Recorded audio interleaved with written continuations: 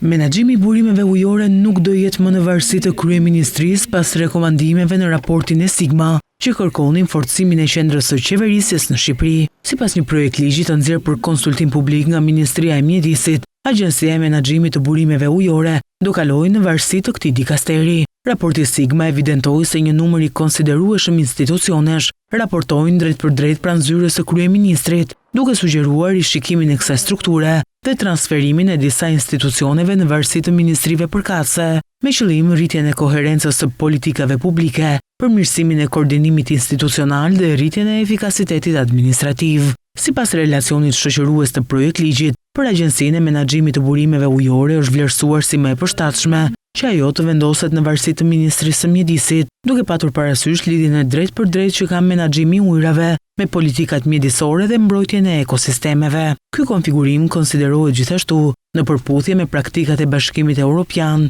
ku menaxhimi I ujrave trajtohet si një çështje mjedisore dhe ekologjike. Ndryshimet e propozuara parashikojnë që Ministria e Mjedisit të marrë rolin e autoritetit qendror politik bërës në sektorin e ujrave, duke përcaktuar orientimet strategjike, programet dhe instrumentet planifikuese për menaxhimin e integruar dhe të qëndrueshëm të burimeve ujore. Në të njëjtën kohë, Agjencia e Menaxhimit të burimeve ujore do të vijojë të jetë institucioni përgjegjës për zbatimin e politikave, strategjive dhe projekteve që lidhen me ruajtjen sasiore dhe cilësore të ujrave në vend.